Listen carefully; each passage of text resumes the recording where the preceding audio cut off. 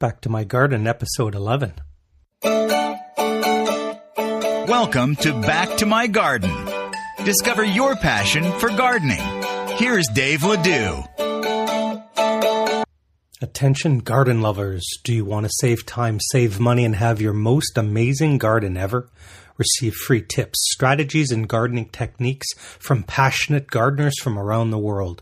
Join the VIP club for free today at www.backtomygarden.com/VIP. This episode of Back to My Garden brought to you by Coffee Royalty. Is it really possible to lose 5, 10, even 20 pounds or more just by switching your coffee or tea? Find out more at www.coffeeroyalty.com. Well, good morning, good afternoon, or good evening, depending on where you are in the world when you listen to this. I'm Dave Ledoux, and welcome to another edition of Back to My Garden. And today we go back across the pond to the United Kingdom, over to England. We have a fascinating guest. He's a passionate allotment gardener, and he's been working his allotment for 5 years, and I'll explain what an allotment is for our North American listeners.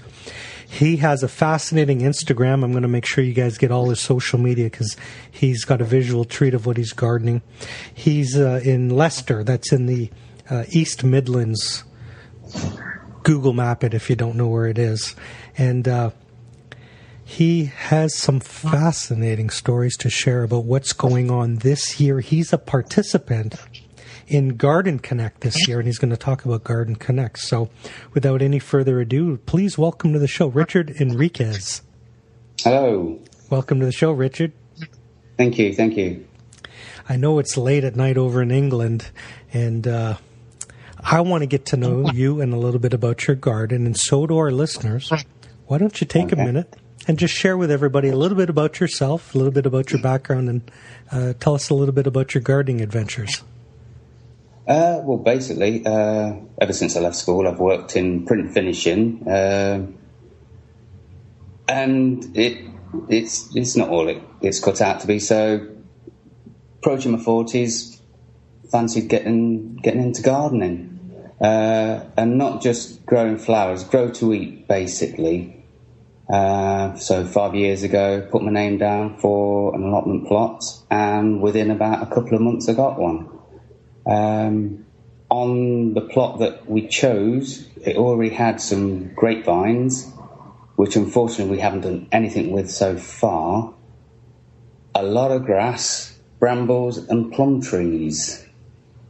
And basically, we've been trying to work it since I say we, myself now.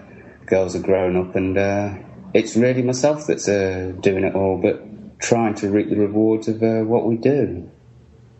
Excellent. Now, Richard, you'll have to explain for North American listeners, because most gardeners over here, they're either gardening on their patios or balconies or their windowsills or their backyards if they're in the suburbia.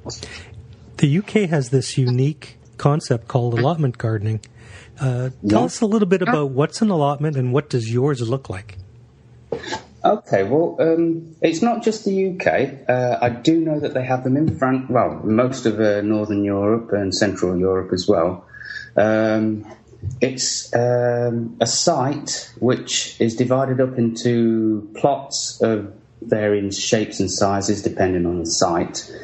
And you pay, depending on where you are as well, either a monthly or yearly rent. And that's basically it. You make sure you look after it. You don't let it get too overgrown, and you grow what you want, and that is basically it.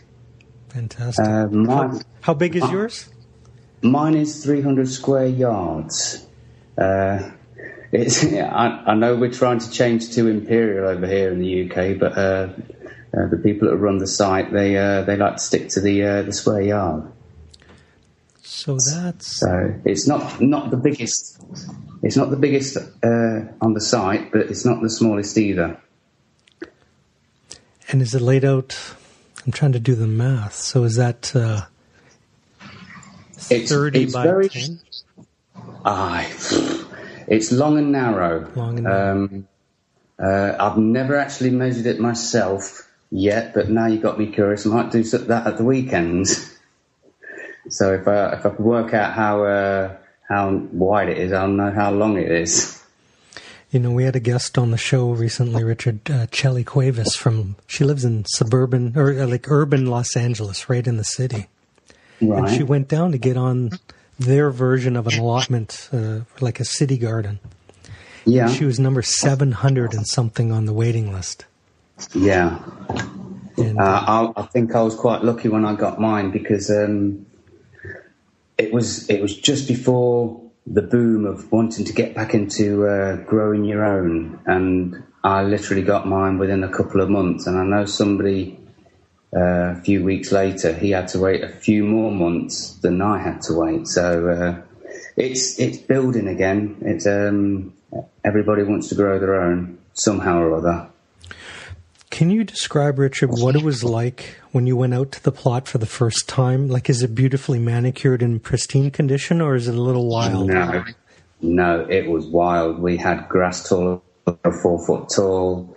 When we started digging it, we found so much glass, rusty metal, and there was a tire, I'm sure there was as well. It had not been looked after at all, so we had a lot of work to do. Wow, that's ambitious. And for those of you listening, I want you to understand, like, do you have running water or any kind of water facility on your property? There is a communal hose which you share, or communal tap as well, which you share with other plot holders. It's basically, if you get there and it's free, then you can plug in your hose and go away. But there is a tank there as well that's full of water. So if not, you have to lumber off the watering cans. Wow, good stuff. It's not for the weak of purpose, that's for sure, by the sounds of it. No, but you get a lot of fresh air. The site where I am as well, it's near to the football ground, or as you would say, the soccer ground.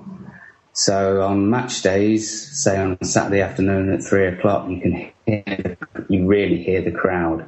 I can have my radio on in my ear and in one ear, and have the actual sounds coming from the ground itself. So if you like your sports, then you got that as well. Brilliant.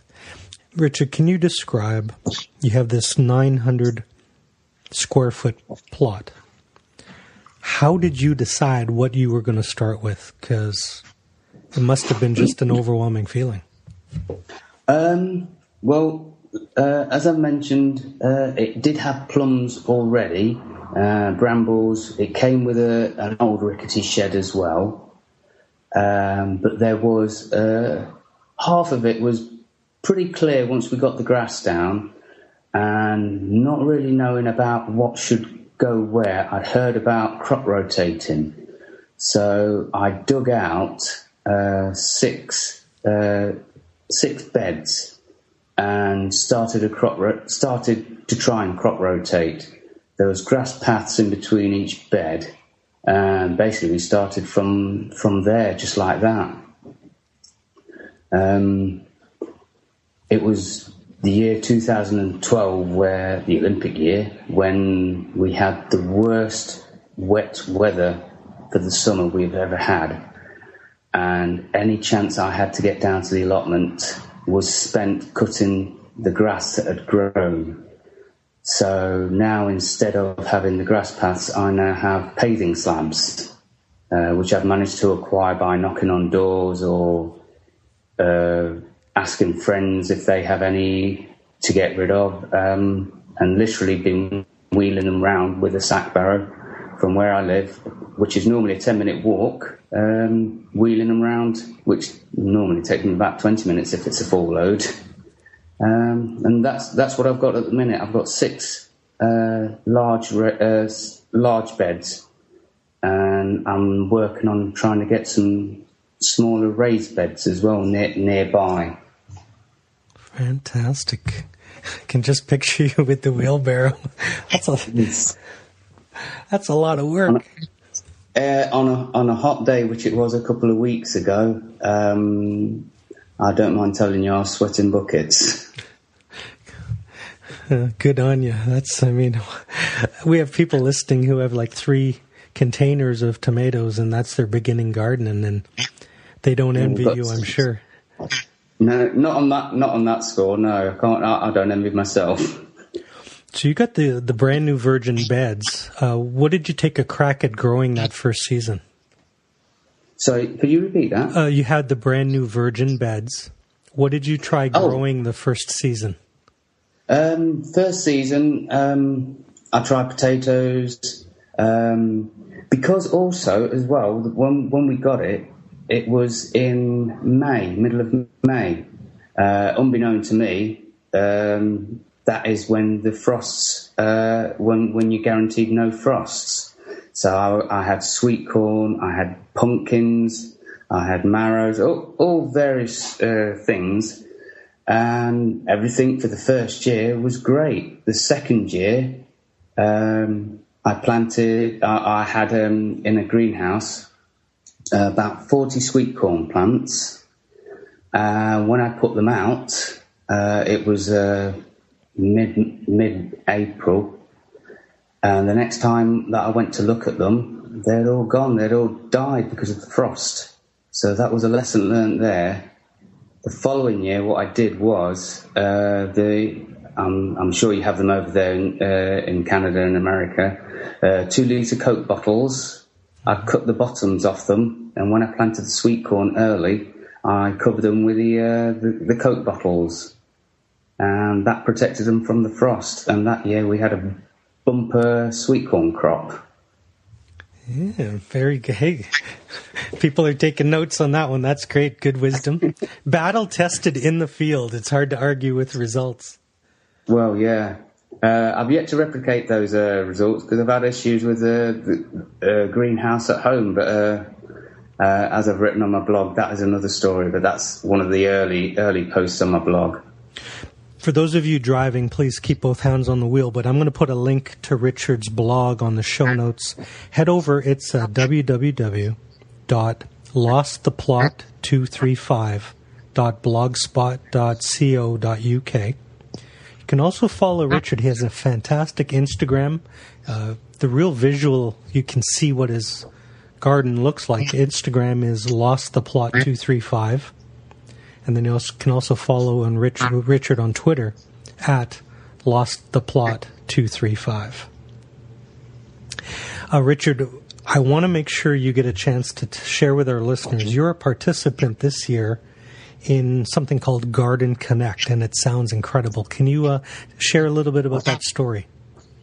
Yes, a young chap in Canada by the name of Matt Heimstra. That's Hiemstra. If you know how to pronounce it better than I do, then that's great. Basically, his idea was that gardeners around the world, probably mainly in the northern hemisphere, all grow the same plants, same flowers, same vegetables in a 6x2 area plot, raised bed, and basically compare and contrast results, either good or bad. See what works in one place and see what works in another. Or it's really a learning curve. The planting scheme for this year was kale, lemon cucumber, bush beans, I believe you call it. We call them French beans. I don't even know how to pronounce it. I'm sorry, nasturtium. Mm-hmm. Is that right? Yeah, good. Yeah, plum tomatoes, sweet pepper, and then on the next row we have parsnips, spinach, cos lettuce, purple carrots, onions, and you call them red beets, we call them beetroots. Yeah, that's it. And I've had success with things I didn't expect to, and failures with things I again did not expect to either. Spinach is terrible. I've never grown spinach, never eaten spinach. I wouldn't know what to expect. And I think I grew. I just let it. It just went to seed. Lemon cucumbers, they were the hardest to find. I think a friend of mine got them from Singapore, the seeds, and he got me 40 seeds. And thank you to the slugs, of over 40 seeds I was given, I have now 2 plants. Oh my God. One is in a pot at the back door at the kitchen, and the other plant is on the Garden Connect plot. As yet, they have flowered, but no fruits yet. Yeah, it's interesting. I've never been able to grow carrots before, and somebody said to me, prepare your soil, sow your seeds, cover them lightly, and then put slug pellets down.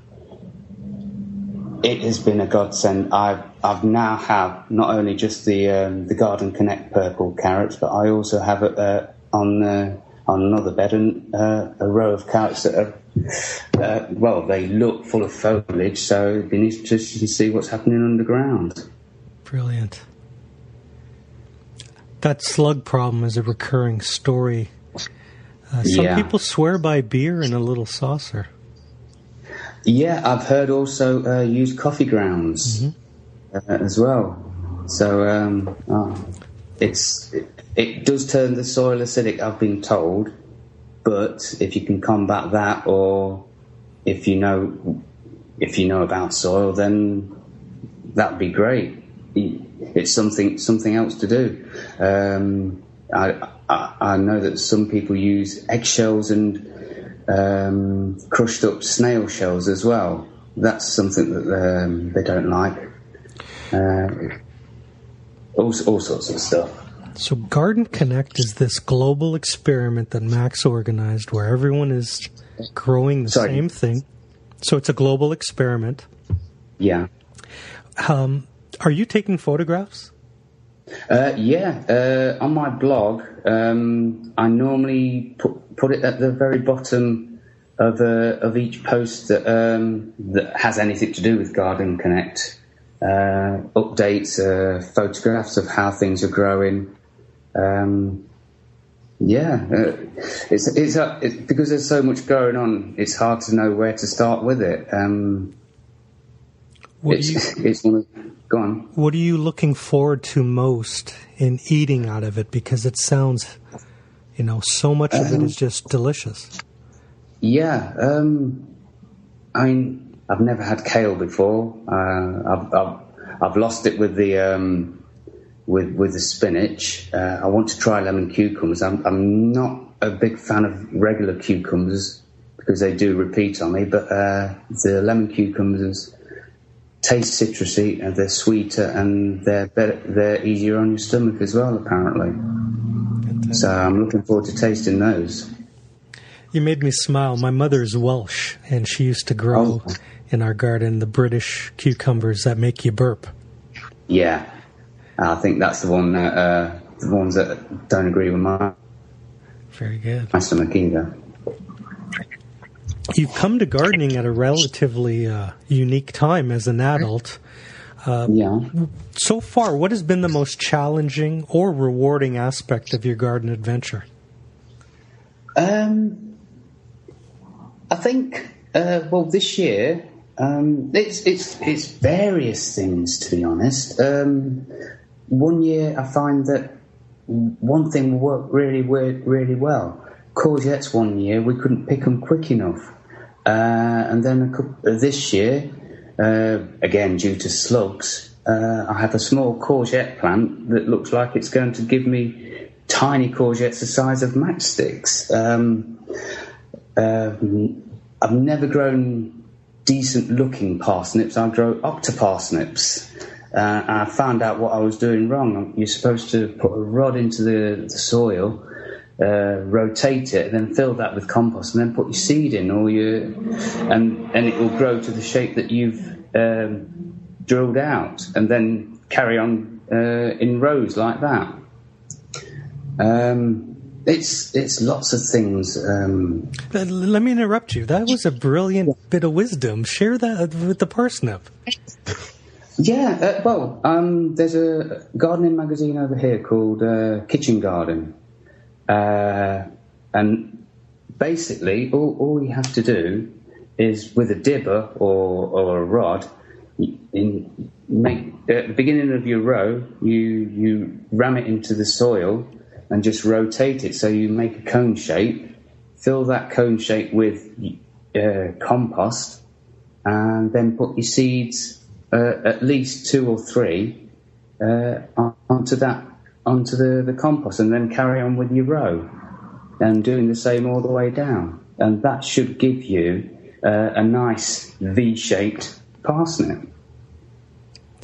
Man, that is brilliant. I mean, you're encouraging it. You're giving it some help.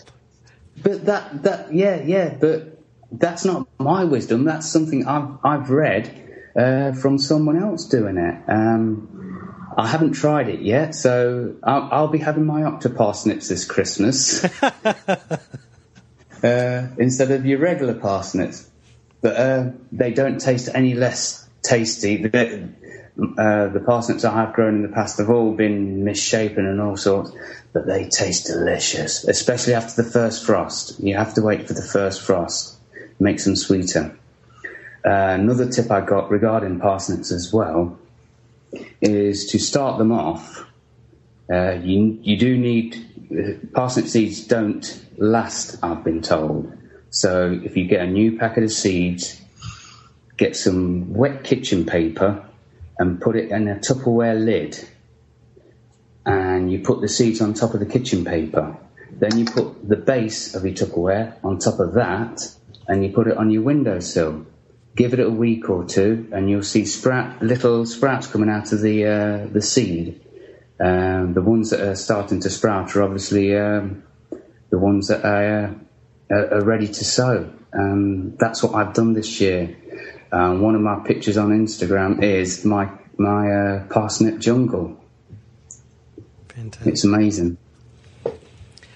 I wanted to ask you, Richard, because you've fought back the slugs and you've cleared the bramble by hand. Yeah. Gardeners are adventurous. Is there anything you're thinking of trying as an experiment next season? I'm trying to think. There's something I did try because I didn't have the room, and that's trying to put peas. I wanted to grow peas. I was desperate, and I put them in a dustbin. Hasn't succeeded, but I'm not deterred. I'm going to try again next year, try and put peas in a dustbin. Basically fill the dustbin with soil. Make sure you have holes at the bottom so the water can drain out as well. I didn't do that at first. I found the peas swimming. Welcome to the club. Yeah. The area which I cleared the brambles, I do want to have fruit bushes there, whether it's red currants, black currants, gooseberries, some raspberries, also, but bushes that I can control rather than brambles. I will still have brambles there. I don't think I'll ever be shot of the brambles, but with the blackberries and cooking apples, they make lovely jam or jelly. Do you call it jelly over there? Both, yeah. Oh, well, I'll call it jam. Have you It's been? lovely. Are you new to canning? How long have you been doing the preserves? We've done it for a while, longer than we've done gardening, because there's lots of places here in the UK where you can pick your own fruits. And when I met my wife, I had never gone strawberry picking. And she took me once, and every year since then we have gone strawberry picking at least once a year. And from that we have made our own jams, various. We've either mixed with every single fruit that we have, apple and strawberry on its own. We have a cupboard full of jam. Fantastic. I can't remember the last time we bought jam. I remember as a child, the rule was pick one, eat one. And then pick one, eat two. In fact, when our children were a lot younger and we were going strawberry picking, we made sure that they had red T-shirts on. That's brilliant. But you could tell by the faces that they'd eaten a few. I know. I don't know what it is. Like it ends up in your hair and on your forehead. Well, on a warm summer's day, when you're picking strawberries, there's nothing better than I know you're supposed to have strawberries in the fridge, but warm strawberries in a field, you can't beat it.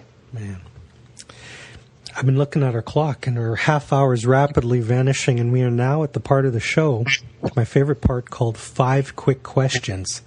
You get to share your experience and wisdom. Are you ready to play? I'll play, but I don't have much wisdom. All right, here we go. Number 1. Richard, what do you think stops most people in the United Kingdom from even getting into gardening? Knowledge. Not knowing what to do with what. Very good. Number 2. What is the best gardening advice that you've ever received? Best gardening advice I received when I got my plot was don't try and clear it all, don't try and do everything at once, just work on a section at a time, because you will get disheartened and you will want to give up. Wow, that's really good. Thank you. You know, we always kid around here. In the internet era, we have access to this wonderful internet. 20, 30 years ago, for gardening wisdom, you had to take a book out at the library and hope that the knowledge was in the book. Yeah. If you had just 2 websites to share with a beginning gardener, what would those websites be? There's the 10-Minute Gardener. He's on Twitter, and there's another one called Real Men Sow. Sow as in sowing seeds. All right. If you're driving, don't try to write that down while you're driving. I'll put links in the show notes. So 10-Minute Gardener and Real Men Sow. Yeah. Now, Richard, I'm in my 3rd season seriously gardening, so I'm at the enthusiastic amateur stage, and my wife's in year 15. But for me, can you recommend a good gardening book that you think I need to read this year?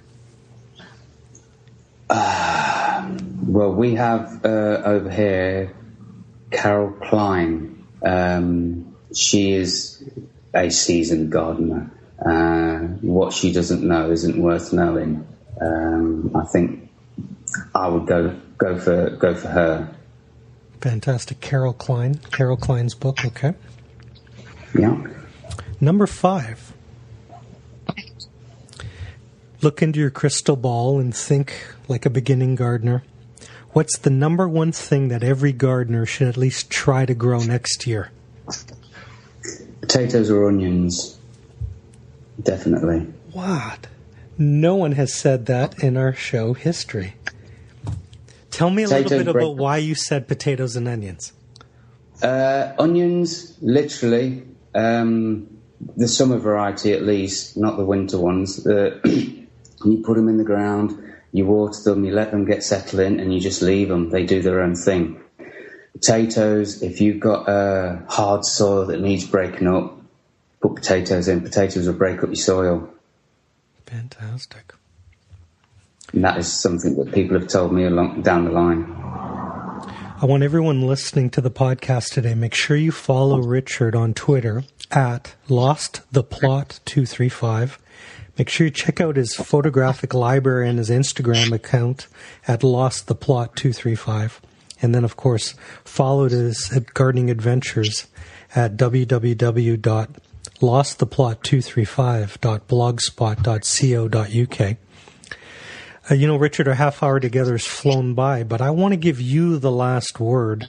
We have a lot of listeners that can really relate. They're only a few years behind you in experience. They admire your tenacity and ambition on your plot. Can you leave us with either a word of wisdom or a note of encouragement? If you don't succeed, try again. That's all there is. Each year's different. You could have a really wet, cold year. Things won't grow and other things will. It's just a case of trial and error and keep trying. Don't give up. Fantastic. Make sure you follow Richard on the Garden Connect experiment on his blog. Richard also Matt as well. Matt as well, because it literally is his baby. He's the man with the plan. Max set up this global experiment where everybody's growing the same thing. I hope he does it next year. I'd like to participate. It sounds fun. Not to mention the eating. Oh yeah. Well, if you either see on my blog or on the Twitter, hashtag Garden Connect, I'm sure you'll get through to Matt. Hashtag Garden Connect. Make sure everybody checks that out on Twitter. Richard, fascinating stuff. I appreciate you so much for being on the call today. That's fine. Thanks. It's been brilliant. Thank you. Cheers.